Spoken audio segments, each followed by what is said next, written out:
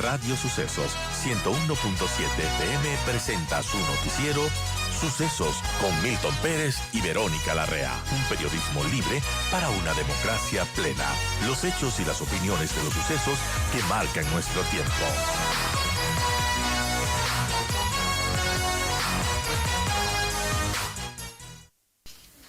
8:45, saludamos al coronel Patricio Aro, rector del IAEN, para conversar sobre la situación de seguridad que vive el país. Pero, coronel, buenos días, qué gusto saludarlo. Yo quiero enfocarle un poco al tema por este rol de las Fuerzas Armadas. Mucha gente cree que el rol que tiene la Fuerza Armada ecuatoriana en este momento podría repensarse para reorientarse, para cumplir otras tareas de mayor apoyo a lo que está pasando en el territorio ecuatoriano. Buen día. Gracias, Milton. Buen día. Un gusto estar con usted y con su audiencia. Las Fuerzas Armadas son fundamentales para una república democrática y es fundamental para la conservación del Estado. Las Fuerzas Armadas tienen un rol absolutamente claro y específico determinado en la Constitución, y es el mantenimiento de la integridad territorial y de la soberanía del Estado. Hoy la violencia ha incrementado, pero esa violencia violenta la soberanía del Estado y violenta también la integridad territorial. Eso es absolutamente claro cuando el problema de los centros penitenciarios determina precisamente el control del Estado sobre los centros penitenciarios es casi nulo o ninguno. Y la soberanía está siendo violentada no solamente en los centros penitenciarios, sino también en muchas esferas e instituciones del Estado ecuatoriano. Ahora, y no pasa ahora solamente, ha pasado en los gobiernos anteriores, cuando hay una situación de criminalidad con tasas altas que alarman y que mantienen en zozobra a la ciudadanía, normalmente los presidentes deciden militares a las calles. Ahora, el tema es, salen los militares de las calles cuando hay un estado de excepción, cuando hay una ola específica del gobierno, no pueden hacer mucho, no pueden entrar a las cárceles. ¿Cómo ese trabajo de apoyo de los militares se puede traducir en las calles, y no solamente con hacer revisiones de armas en los vehículos? En efecto, las Fuerzas Armadas, de acuerdo a la disposición constitucional, solamente pueden emplearse en estado de excepción. En estado de excepción, ¿qué quiere decir? Y hay que determinar la diferencia entre estado de emergencia y estado de excepción. El estado de excepción es un ambiente constitucional que exime el cumplimiento de ciertos derechos constitucionales de la ciudadanía. En esas circunstancias, las Fuerzas Armadas pueden salir a las calles y realizar acciones de colaboración o de participación con la policía en temas de seguridad ciudadana. Entonces, en estas circunstancias, las Fuerzas Armadas pueden hacerlo, pero no pueden hacerlo, como usted lo decía, sino en tiempos de paz, en tiempos normales, que no pueden hacerlo sino el control de armas, porque así también lo especifica la ley. Entonces, la única organización que puede realizar legalmente el control de armas son las Fuerzas Armadas. Entonces, recordemos nosotros también, Milton, y es importante decir que el Estado tiene el monopolio legítimo de la fuerza. Y el monopolio legítimo de la fuerza está en manos de las Fuerzas Armadas y de la Policía Nacional en nombre del Estado. Entonces, ellos son los depositarios de este derecho del Estado de mantener la legalidad del uso progresivo, del uso legítimo de la fuerza. Este uso legítimo de la fuerza debe ser controlado, debe ser legitimado, debe ser progresivo, y es precisamente lo que se está tratando el día de hoy o en estos días en la Asamblea Nacional. El segundo debate sobre la ley del uso progresivo de la fuerza, que tiene algunos cuestionamientos, no solamente desde la óptica de Fuerzas Armadas, sino también desde algunos analistas en temas legales y en temas de seguridad. Ahora, las Fuerzas Armadas tienen su rol fundamental, como usted bien lo detalla, doctor. Cuando hay estado de excepción pueden actuar en las calles y bajo ciertas normas. Pero la soberanía del país, eso sí es un rol fundamental de las Fuerzas Armadas, mantener la soberanía en las fronteras. Y lo que está pasando ahora, no tenemos un enemigo militar regular, por lo menos al frente, como tuvimos hasta el año 95, pero lo que está pasando es grave, porque por la frontera norte tenemos 600 cerrándolo, 600 y pico de kilómetros de frontera con Colombia. Entra por ahí la droga. Tenemos casi 1500 de kilómetros de frontera con el Perú. Por ahí entran las armas. ¿Qué está pasando? La situación, la ubicación geográfica del Ecuador mantiene, desgraciadamente, le tiene entre los dos productores más grandes de cocaína del mundo, Colombia y Perú. Colombia produce hoy en 170.000 hectáreas de sembríos de hoja de coca, 2.000 toneladas de cocaína, de clorhidrato de cocaína refinado, absolutamente puro. Eso puede convertirse en por lo menos 5 veces más del momento que se dan mezclas de alguna manera. Y Perú mantiene o produce el 23% de la cocaína del mundo.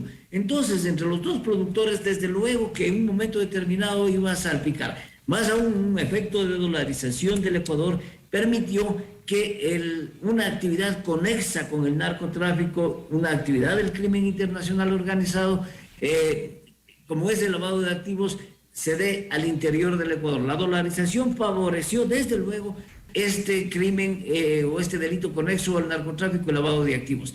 Entonces hay que tomar medidas de todo orden. Y una de las medidas que estamos recomendando es una coalición internacional, porque el fenómeno del narcotráfico que es ejecutado por el crimen internacional organizado no solamente afecta con violencia y con los demás crímenes conexos al Ecuador. Es un fenómeno que en la región por lo menos afecta a 8 o 10 países, desde los países de producción y de refinación, hasta los países de consumo. Entonces todos debemos enfrentar una amenaza común con resultados comunes. Es la única forma de hacerlo. Entonces el Ecuador sería el que tiene que promover esta organización de una coalición internacional con medidas, repito, no solamente militares o policiales, sino de todo orden, es decir, con justicia, con fiscalía, con todas las instituciones del Estado, con aduanas, con el lavado de activos, con las organizaciones financieras, con la UAF, etcétera. Entonces, allí nosotros vamos a empezar a tener resultados. Pero vemos hoy que el Estado ecuatoriano se está autodestruyendo. Lo que está pasando en las funciones del Estado, realmente lo único que hace es debilitar al Estado ecuatoriano, y eso va a seguir siendo así, porque mientras las funciones del Estado no tengan y asuman la absoluta responsabilidad de su rol frente a los temas que preocupan a los ecuatorianos. La seguridad es la primera preocupación de los ecuatorianos. Entonces, mientras todas las funciones del Estado no atiendan esta preocupación, definitivamente no vamos a tener una solución. Son las 8:53, estamos conversando con Patricio Haro, él es rector del Instituto de Altos Estudios Nacionales, del IAEN. Ya voy a pasar al tema de lo que usted dice, de los poderes del Estado y estos conflictos que también afectan, sobre todo en el tema de la justicia, por el tema que estamos hablando. Solo quiero cerrar con el tema de las Fuerzas Armadas en el Ecuador. ¿Debería haber alguna reforma legal para cambiar en algo la función de las Fuerzas Armadas ecuatorianas? Y le comparo con dos países de la región que han sido azotados por la ilegalidad. En Colombia, y cómo operaron, ¿no? En Colombia, la Policía Nacional colombiana fue la que mantuvo o tuvo la mayor preparación y apoyo económico y logístico. Incluso los Estados Unidos, con el Plan Colombia, centralizaron mucho del recurso para la policía, que era la que enfrentaba a la guerrilla y al narcotráfico.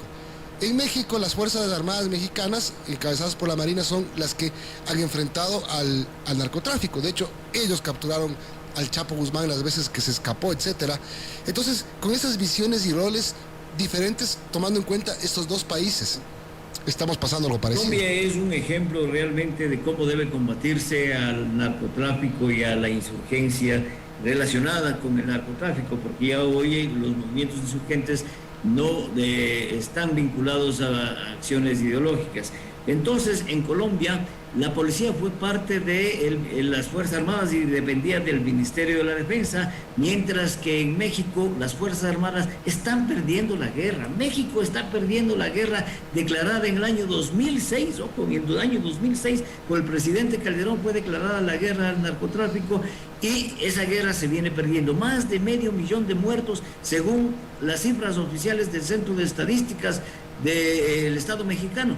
Entonces, la lucha individual, la lucha aislada de los actores que enfrentan esta amenaza asimétrica, porque como usted lo decía también, no enfrenta y no da, no tiene un centro de gravedad al que se le permita atacar, sino que deben actuar a través de una serie de elementos, especialmente con una absoluta información proporcionada por la inteligencia o por las acciones de inteligencia para poder enfrentar con acciones militares o policiales. Entonces, ¿qué es lo que cabe en el Ecuador? ¿Quiénes tienen el monopolio de la fuerza, de la legítima, de la fuerza y la violencia del Estado ecuatoriano? La policía y las Fuerzas Armadas. Pero son dos instituciones respetables que están descoordinadas entre sí. Vimos nosotros en el problema de las cárceles, la policía tenía un mando, las Fuerzas Armadas desde luego tenían otro mando. Entonces, deben integrarse a través de una agencia de coordinación. Cuando se perdió o se eliminó la Secretaría del Consejo de Seguridad Nacional, debió haber sido o fue en efecto reemplazada por un ministerio coordinador. Hoy cabe la eliminación o la transformación del Ministerio de Defensa y del Ministerio del Interior en una unidad de esas dos carteras del Estado en el Ministerio de Seguridad del Estado. Si es que existiría ese Ministerio de Seguridad del Estado, la acción de Fuerzas Armadas y de Policía Nacional que se hace necesaria sea una acción conjunta para enfrentar a esta amenaza que realmente pende sobre la seguridad y la sobrevivencia misma del Estado y su democracia. Ahora, claro, y lo que pasó, porque también hubo cambios que debilitaron a las Fuerzas Armadas. Esmeraldas, por ejemplo. Cuando secuestran a los periodistas del diario El Comercio, no había, digamos, más que San Lorenzo, porque la provincia de Esmeraldas como tal, si no me equivoco, el cuartel que tenían, el batallón o brigada, creo que se llamaba Montúfar, que se desmanteló y pasó a ser de segunda orden en la provincia de las provincias más complicadas del país en su tema fronterizo. Moreno tuvo que, en el tema de los periodistas, crear una brigada especial, un comando unificado, conjunto para investigar el tema, cuando tranquilamente podía funcionar. Esmeraldas es una provincia fronteriza y que hoy está devastada por la delincuencia. Sí, la relación también con la proximidad hacia Colombia y a los centros de producción y de refinamiento de la hoja de la cocaína tiene ciertas incidencias muy fuertes sobre el territorio y el territorio debe ser controlado por el Estado. En efecto, el batallón de ingenieros Montúfar que estaba allí fue transformándose en una fuerza de tarea conjunta en donde operan las Fuerzas Armadas en coordinación también con la Policía Nacional. Ese es uno de los problemas. Siempre se habla en coordinación, en apoyo, cuando Policía y Fuerzas Armadas deben actuar sincronizadamente bajo un solo mando y bajo una sola doctrina y plan de empleo. Por lo tanto, esta recomendación que se cree un Ministerio de las Fuerzas de Seguridad del Estado precisamente atenderá estos requerimientos y estas debilidades que tiene el poder del Estado en el control de la fuerza legítima que éste mantiene. Y ahí un ejemplo clarísimo, y paso al tema judicial antes de terminar, coronel, porque lo que usted dice es un tema muy importante y ayer se produjo un tema en Parcayaco, cuando el ministro de Defensa, el general Luis Lara Jaramillo, dice: es hora de combatir frontalmente a la delincuencia organizada en el país, en el discurso. Pero eso ya no lo dijo el presidente Lasso hace meses atrás. Vamos a combatir, o sea, no estamos combatiéndolo ya. Es una cuestión de discurso, es una cuestión de, como usted dice, tiene que haber una sola cabeza que mande en este tema, porque cuando se crea una fuerza de tarea conjunta, cada rama tiene su jefe. En efecto, el día de ayer el presidente de la República reconoció en su discurso que estamos en una guerra y dijo que vamos a ganar esa guerra. pero esa guerra también necesita el empleo de todos los medios que desgraciadamente hoy no tenemos. Las Fuerzas Armadas está realmente desmantelada desde el año 95, pensando que ya la amenaza permanente con nuestro vecino del Perú y después de la firma de la paz se eliminaba esta amenaza, pero nunca se pensó en que podía haber una amenaza asimétrica que afecte seriamente a los ecuatorianos como hoy está afectando. Por lo tanto, esta guerra se está luchando sin medios, sin recursos. Se necesita, por lo tanto, un reforzamiento y una reingeniería, una transformación en doctrina, en empleo, en capacidad y en medios. Con tanques de guerra que son de la mitad del siglo pasado, no podemos combatir al narcotráfico y al terrorismo.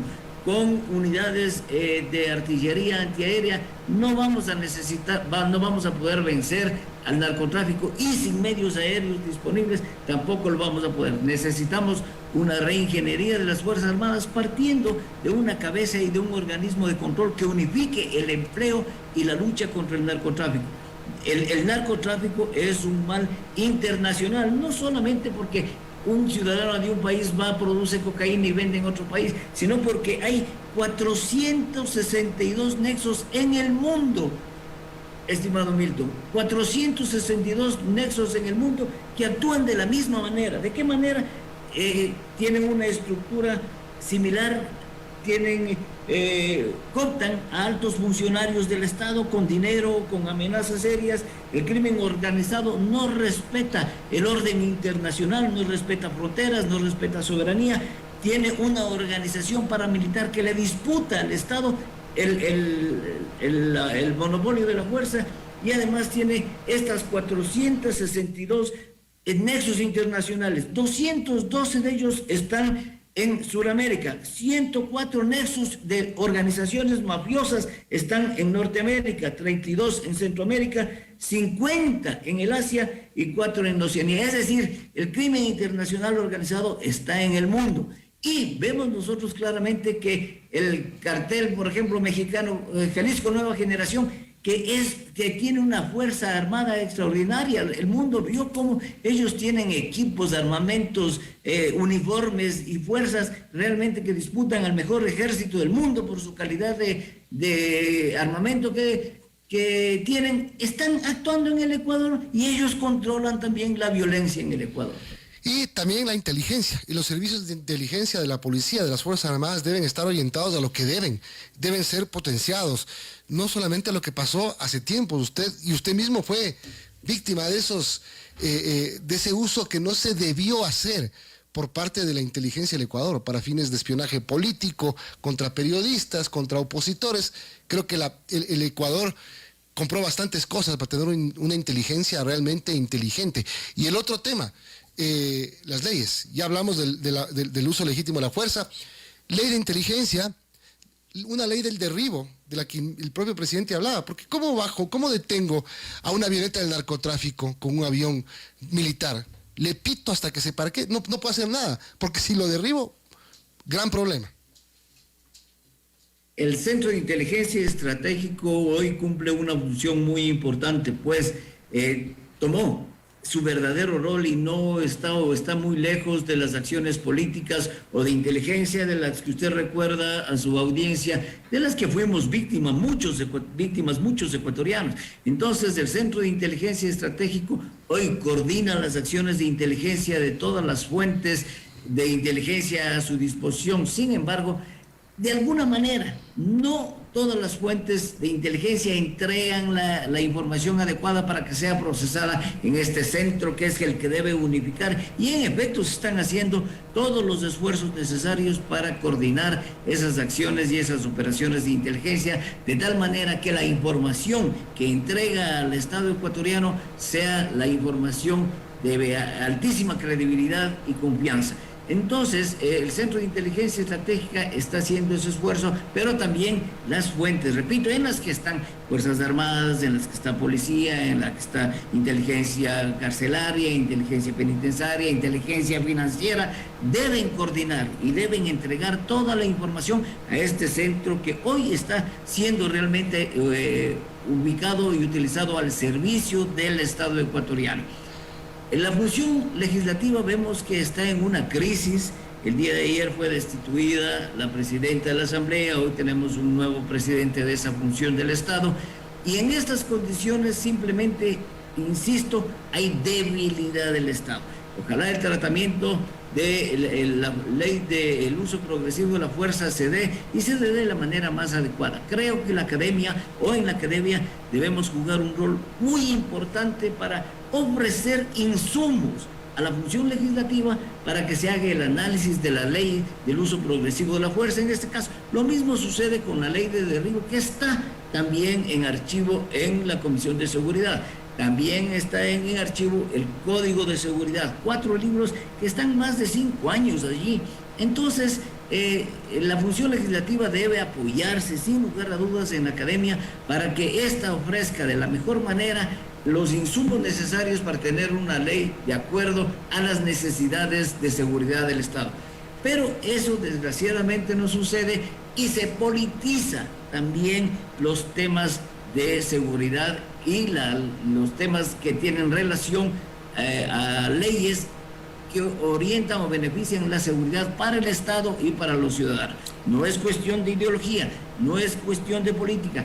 La seguridad es una cuestión de supervivencia del Estado ecuatoriano y de los ecuatorianos. Sin duda. Muchas gracias, doctor Patricio Haro, rector del Instituto de Altos Estudios Nacionales, por darnos su criterio hoy. Tenga buen día.